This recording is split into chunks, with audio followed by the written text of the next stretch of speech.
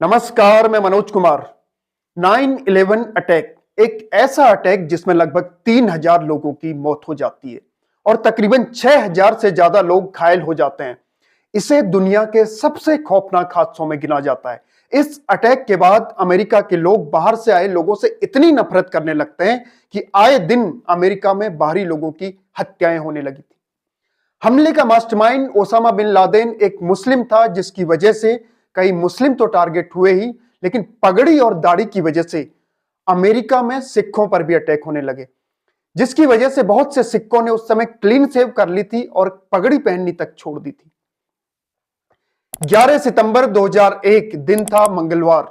हर रोज की तरह अमेरिकी लोग सुबह उठकर अपने कामों पर जा चुके थे। न्यूयॉर्क का एक मेन ट्रेड सेंटर, जिसे वर्ल्ड ट्रेड सेंटर भी कहते हैं, यहां पर बड़ी बड़ी कंपनियों के ऑफिसेज होते हैं। उस दिन इन ऑफिसेज में तकरीबन 18,000 से ज्यादा वर्कर्स काम कर रहे होते हैं। रोज की तरह हजारों लोगों का आना जाना लगा हुआ था।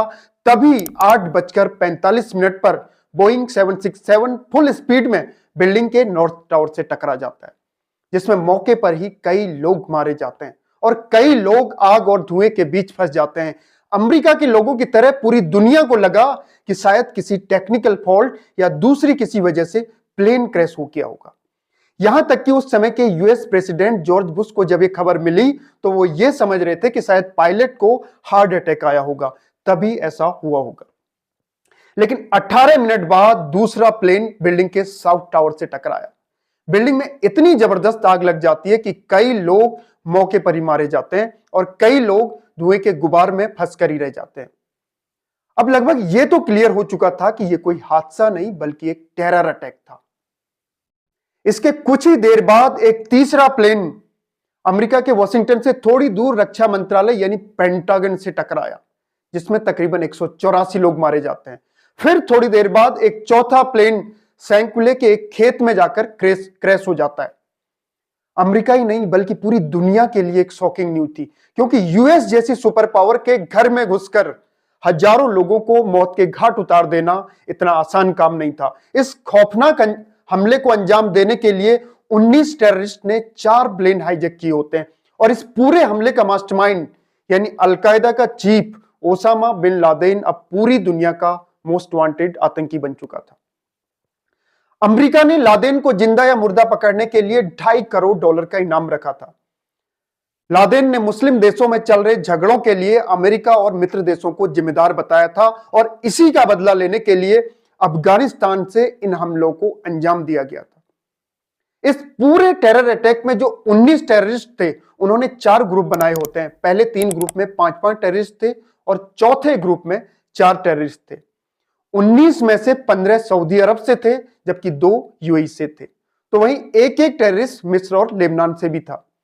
चौथे वाले ग्रुप में जो 4 टेररिस्ट थे, जिनका प्लेन पेंसिल्वानिया के खेतों में क्रैश हो जाता है। दरअसल इस प्लेन के अंदर पैसेंजर इन टेररिस्ट से भिड़ जाते हैं और अंदर ही हाथापाई होने लगती है, जिसके बाद वो टेररिस्ट अपने टारगेट तक पहुंच ही नहीं पाए।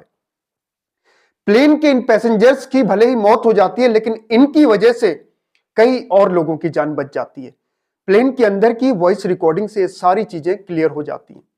हालांकि पूरे अटैक के 1 महीने के अंदर उस समय के यूएस प्रेसिडेंट जॉर्ज बुश ने अलकायदा और ओसामा बिन लादेन को खत्म करने के लिए अफगानिस्तान पर हमला भी करवाया था। इस काम में अमेरिका को दूसरे देशों से भी मदद मिली थी। इसके बाद अटैक की स्ट्रेटजी बनाने वाले आतंकी खालिद शेख मोहम्मद को 2002 में पाकिस्तान से हिरासत में लिया जाता है और यूएस की जेल में डाल दिया जाता है। अमेरिका की इंटेलिजेंस एजेंसी को जैसे ही पता चलता है कि इस अटैक के पीछे का असली mastermind Al Qaeda chief Osama bin Laden ही होता है, तो उसकी तलाश में टीमें बिछाना शुरू कर देते हैं। हालांकि उस समय लादेन ने जिम्मेदारी लेने से इनकार कर दिया, लेकिन 2004 में लादेन ने बाकायदा एक वीडियो जारी करके 9/11 टेरर अटैक की जिम्मेदारी ले ली थी। जब अमेरिका को अपने अब तक के सबसे बड़े दुश्मन लादेन की तलाश करनी होती है, तब वो अपनी पूरी जी जान से इस मिशन पर जुट जाता है। इस काम में वो कई देशों की इंटेलिजेंस एजेंसीज का सहारा लेता है, यहां तक कि लादेन का पता लगाने में पाकिस्तानी इंटेलिजेंस एजेंसी आईएसआई के कर्नल ने तक अमेरिका की मदद की थी। इसका खुलासा एक किताब के जरिए होता है और एक किताब है मददगार कर्नल। ओसामा बिन लादेन को मारने या पकड़ने के लिए अमेरिकी अभियान की प्लानिंग लंबे वक्त तक चलती रही। हालांकि इस ऑपरेशन को पूरा होने में सिर्फ कुछ मिनट ही लगे थे। इस ऑपरेशन की प्लानिंग व्हाइट हाउस की उन मीटिंग्स में होती है जिसका नाम मिकी हाउस रखा गया था। इस मीटिंग में लादेन को खत्म करने वाला जो प्लान बन रहा था उसका नाम था ऑपरेशन नेपच्यून स्पीयर। और ओसामा की मौत के बाद का जो मैसेज था वो था जेरोनिमो इकियाई, यानी दुश्मन मारा गया। अब आ ही जाता है वो दिन जब इस ऑपरेशन को अंजाम देना होता है। तारीख थी 2 मई और साल था 2011। जगह थी पाकिस्तान का एबटाबाद। करीब 1:30 बजे अमेरिकी इंटेलिजेंस एजेंसी यानी CIA के director Leon Panetta operation start करने का ऑर्डर देते हैं। अमेरिका में व्हाइट हाउस का सिचुएशन रूम वॉर रूम में तब्दील हो चुका था। उस समय US के प्रेसिडेंट बराक ओबामा अपनी सारी मीटिंग्स कैंसिल कर देते हैं उस दिन के लिए। टेंशन इतनी थी कि ओबामा मूड ठीक करने के लिए अपने साथ के लोगों के साथ ताश खेलने लगते हैं। उधर ऑपरेशन स्टार्ट हो चुका था और 2 ब्लैक होल हेलीकॉप्टर ने जलालाबाद बेस से उड़ान भरी और ये हेलीकॉप्टर ऐसे बनाए गए थे जिन्हें रडार पे स्पॉट नहीं किया जा सकता था। ये जमीन से थोड़ा ही ऊपर उड़ रहे थे और फिर एंटर करते हैं पाकिस्तान के बॉर्डर के अंदर। कुल 1.5 घंटे की उड़ान के बाद अब पहुंच जाते हैं उस जगह पर जहां पर ऑपरेशन को अंजाम देना होता है, यानी एबटाबाद।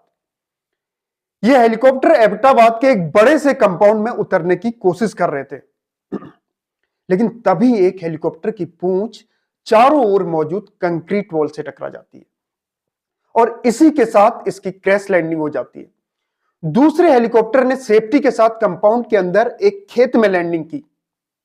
एक ड्रोन हवा में उड़ रहा था जिसके जरिए अमेरिका में व्हाइट हाउस में ओबामा और उनकी पूरी टीम ये पूरा ऑपरेशन लाइव देख रही होती है।